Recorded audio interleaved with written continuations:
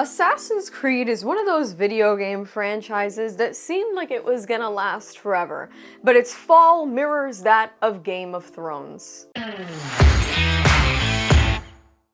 Hey y'all, SnarkyJay cosplay here.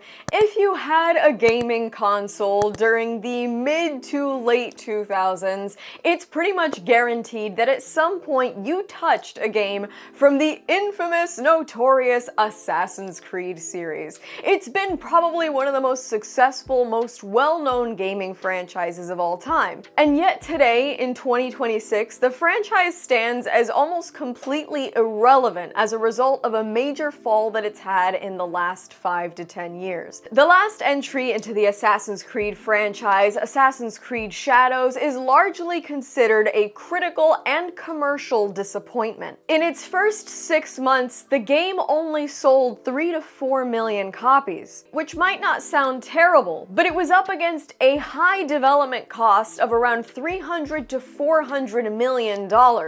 In easy terms, that means it would have had to sell at least 7 million copies just to break even.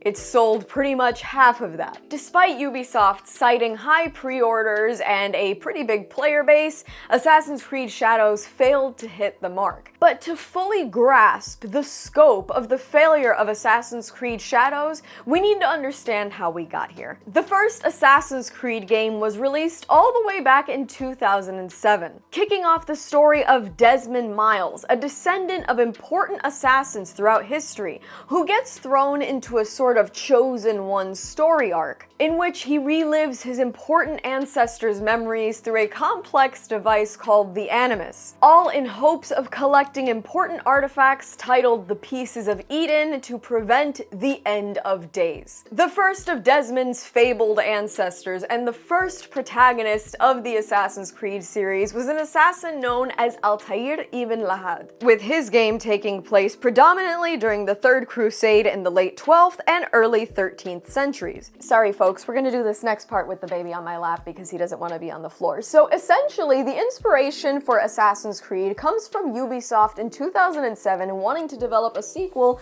to the video game The Prince of Persia.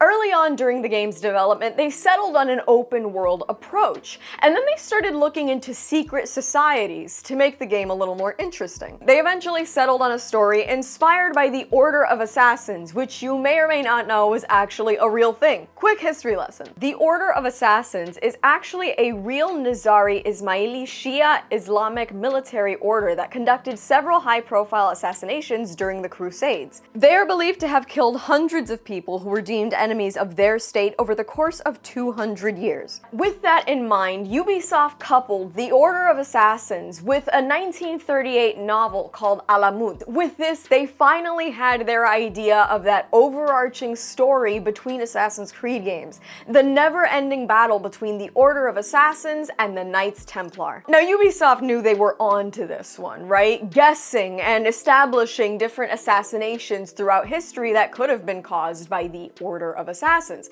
So they wanted to leave themselves open to potential sequels and other assassinations throughout history. This is why they created the modern-day storyline with Desmond Miles, having all these descendants that he could connect to, and of course, the topic of the Animus, the device that allows him to do that. The first Assassin's Creed game ends up being a huge commercial success. In its first 4 weeks, it sells 2.5 million copies, and it becomes the fastest-selling new game IP in the US at the time. Even though critics complained about repetitive gameplay in Assassin's Creed, essentially, fans were thrilled by the immersive open-world gameplay and the riveting story of the game. Right after that massive success, Ubisoft Montreal went full steam ahead with their next iteration. However, they knew they had to rework the system. With Assassin's Creed 2, they went way more parkour focused, essentially redesigning the cities of Renaissance Italy to make it easier to free run and move in a parkour style. And with Assassin's Creed 2, they introduced the most prolific Assassin's Creed protagonist in the franchise's series, Ezio Auditore da Firenze. Ezio was not not only my first video game love, who I still cherish dearly to this day, but he's also become not just one of the most iconic, but one of the most beloved video game protagonists of all time. He is so beloved by fans of the Assassin's Creed franchise that Ezio gets his story told over 3 games that would later become known as the Ezio trilogy: Assassin's Creed 2, Brotherhood Revelations, and we eventually see him meet his end in a short film titled Embers. The Ezio trilogy is basically what cements the Assassin's Creed franchise as a staple in the video game industry. Assassin's Creed 2 sells really well, but Brotherhood and Revelations both go on to sell around 10 million copies each. The issue with the Ezio trilogy is that it's actually too well loved, and it comes as a detriment to Assassin's Creed 3. Now, Ezio was so well loved and so well known at this point that players thought they were gonna have him around forever. But then Assassin's Creed 3 goes into development, and this time the studio really wants to move the story forward by quite a bit in history. Assassin's Creed 3 ends up being the love child of the studio that had been working on Assassin's Creed this whole time, Ubisoft Montreal, and Ubisoft Singapore, who until this point had been trying to work on a naval battle-focused video game. Ubisoft Montreal settles on the American Revolution for the setting for the next Assassin's Creed 3 game, and using those assets developed by Ubisoft Singapore, they essentially craft an Assassin's Creed game that not only has a huge focus on parkour and gets some upgrades, now you can use trees in the cities, but they also implement naval combat, which initially is kind of contested by the fans, but ends up being one of the favorite things about the game for years to come. Assassin's Creed 3 is yet another win for the studio. In the first month, they sell over 7 million copies. When it released in 2012, it actually held the place as the fastest selling Ubisoft game of all time up until that point. However, it is actually the first time that Ubisoft starts to hit on those stumbling blocks that fans love to put up for studios. See, the issue with Assassin's Creed 3 is that it follows a young man by the American name Connor Kenway. He's of the Mohawk tribe, and his entire story arc is basically built on vengeance. He's got a vendetta against this guy named Charles Lee, who essentially was the reason for the burning of his village, the death of his mother. He's a character with an incredibly tragic backstory. That isn't all that different from Ezio's backstory in Assassin's Creed 2. The problem is that Ezio becomes a really well-loved character because he's very suave and charismatic and he's got a sense of humor. Connor Kenway, on the other hand, is pretty stoic, and some people find him whiny and annoying and entirely too focused on finding Charles Lee. His somewhat monotonous voice comes as really stark contrast to Ezio's Italian flair, and people really don't like him.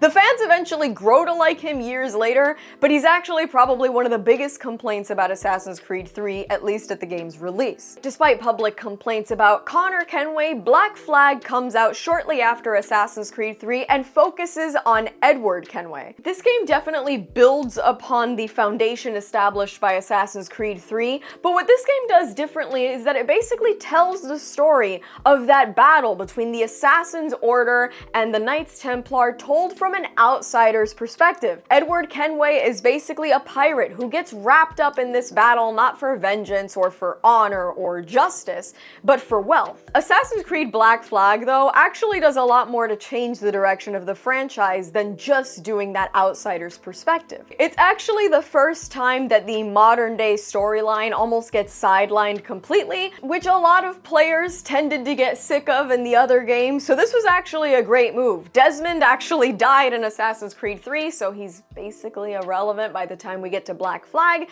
And another thing is that there is a huge emphasis on the naval battles in Black Flag. They really managed to refine the system from Assassin's Creed 3 over into this game, and there's so much time spent on a ship and singing sea shanties that you might be at risk of having scurvy after playing this game for too long. For all these differences, though, to this day, Assassin's Creed Black Flag is actually one of the best-selling games in the series history. But what I want you to realize about Assassin's Creed Black Flag is that it's the first time that it starts to step away from that sort of purist version of the game where you're following an honorable assassin, and it's after Black Flag that the entire franchise starts to flounder. Ubisoft actually started development on Assassin's Creed Unity shortly after the release of Brotherhood in 2010, but they decided to keep things going with Ezio for a few more games. Unity was going to be set to be the first game released on the 8th gen console for the Assassin's Creed franchise so far. Because of that, it featured a huge graphical and gameplay overhaul. And it also featured a story based during the early years of the French Revolution, following probably one of the most forgettable Assassin's Creed protagonists to date,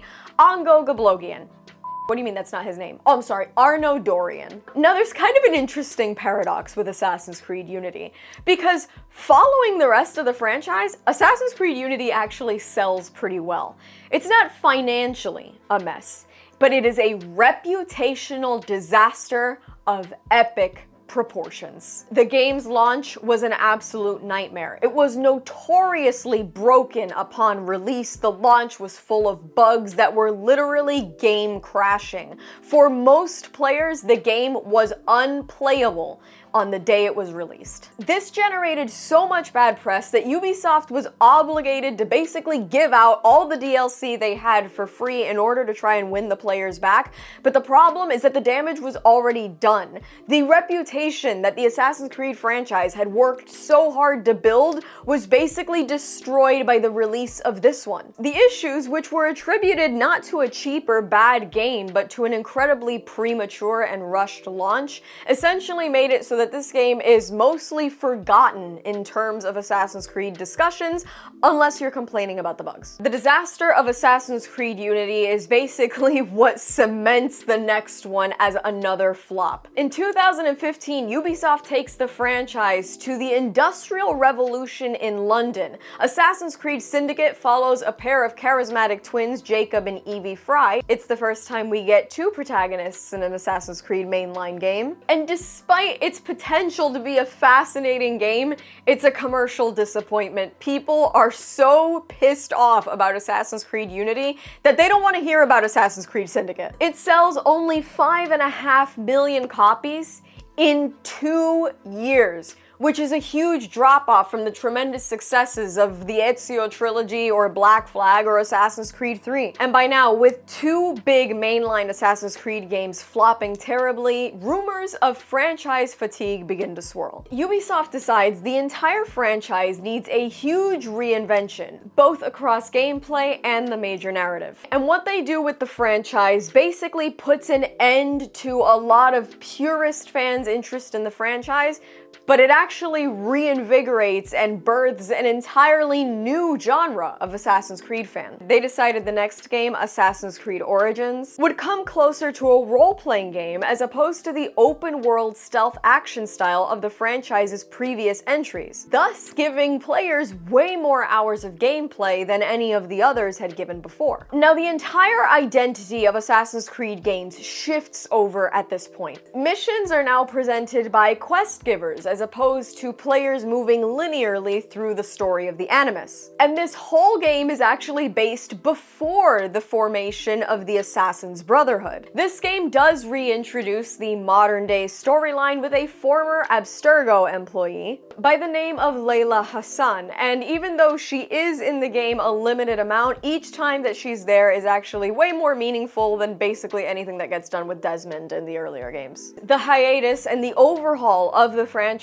at large ends up being the best move that Ubisoft could have made. The franchise was revitalized, selling twice as many units as Syndicate did in its first 10 days, restoring both sales and critical favor. But here's where things start to get a little icky. You know how Ubisoft is famous, like EA, for those microtransactions? They start playing with that in Origins. Despite the move towards the RPG system really bringing back the franchise, purist fans fans hated it. They rebelled against Origins and the new RPG format. They took to social media to claim that the franchise was dead and that they were done with it, but realistically, this ended up just being the renaissance of the Assassin's Creed franchise. Following Origins, Ubisoft gets to work on Assassin's Creed Odyssey. This game drops in 2018 with a storyline based in classical Greece following yet another pair of two playable characters, Alexios and Cassandra.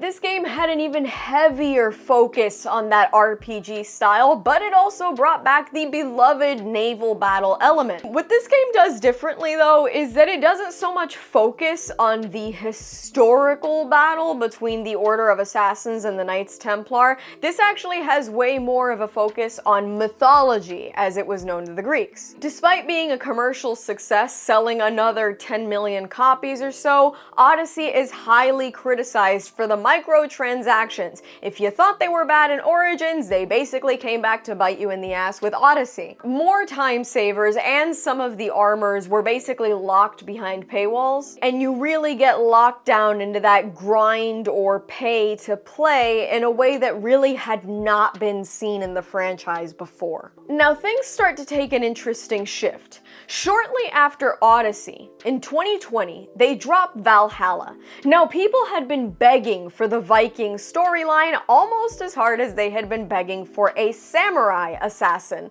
which we'll be getting into in a few minutes. Assassin's Creed Valhalla is set in medieval England and Norway during the Viking Age. And Ubisoft finally brought back something that players had been begging for, that they had abandoned when they ended up taking the game in the RPG direction. The social stealth element was finally back and players were thrilled. This and many other factors end up making Assassin's Creed Valhalla the highest selling game in the entire Assassin's Creed franchise. Now granted, we may be able to chalk that up to the fact that it was released in 2020 in the height of the COVID pandemic when nobody had anything else to do, but the theming and vibes of the game were so good and post-launch support was so solid that players kept coming back to Valhalla for more and more. Valhalla, though, inspires Ubisoft to try a little return to form. They started working on Mirage as a sort of expansion to Assassin's Creed Valhalla, but over time they basically ended up deciding it should be its own game. Mirage ends up set in 9th century Baghdad and basically serves as a prequel to the events of Valhalla. Developed by Ubisoft Bordeaux, which was originally just a support studio, the game was a major return to the series' roots. It focused on stealth assassinations and parkour and a linear open world sort of storyline as opposed to those RPG elements that the Assassin's Creed franchise had taken on during the last 3 games. Even though Mirage was a much smaller game than the previous 3 and even smaller than other games in the mainline series of the franchise, it actually did really well and it signaled to Ubisoft that maybe Assassin's Creed players were finally ready to get back to what the franchise used to be. Just before the release of Mirage, though, Ubisoft made an announcement that they had several Assassin's Creed games in the works. They make this announcement in 2022. One of these games is titled Assassin's Creed Codename Hex, and we'll talk about that closer to the end of this video.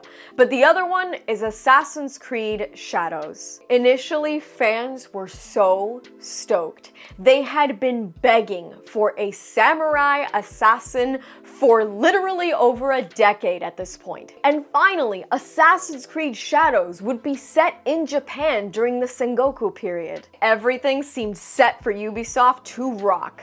Until the controversy started. When the video game's premiere trailer dropped in 2024, Yasuke was revealed to be one of the main characters. Some fans and historians reacted very negatively to the inclusion of a black samurai as the main character of this game, as opposed to, you know, an indigenous Japanese one. They cited that the existence of Yasuke as a black samurai was highly contested by historians as it was, and they noted that Ubisoft had never, and still to this day has not, made a game with an East Asian male protagonist. This would have been their chance to do it had they not made Yasuke the main character instead. The controversy was a wildfire. While some people had nuanced takes, even people like Elon Musk took to the global stage on social media to attack Ubisoft for going woke and claiming that DEI kills art. According to an article by GameSpot, this controversy was so insane for Ubisoft that they actually chose to entirely scrap an idea that they had been working on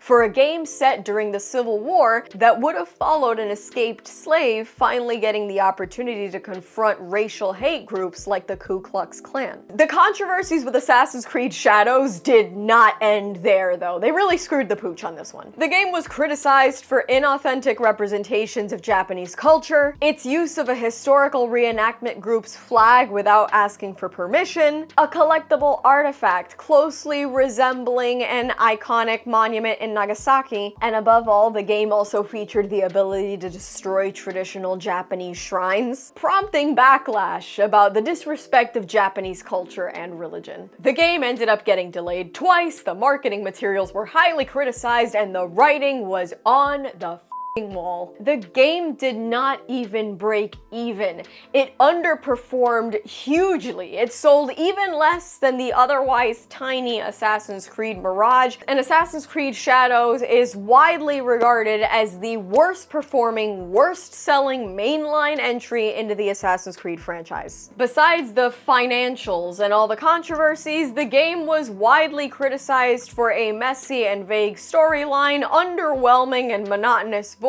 acting, and overall imbalanced combat. Now I ask, having gone over the history of the Assassin's Creed franchise, where does this leave us? Because realistically, if we think about this, right, this isn't the story of a franchise that suffered from a weak launch or two, or a controversial protagonist, or even a few messy design decisions. This is really the story of a franchise that lost sight of what it was. At its peak, Assassin's Creed was never about history or combat or stealth. It was about identity. The fantasy of it all was exceedingly clear.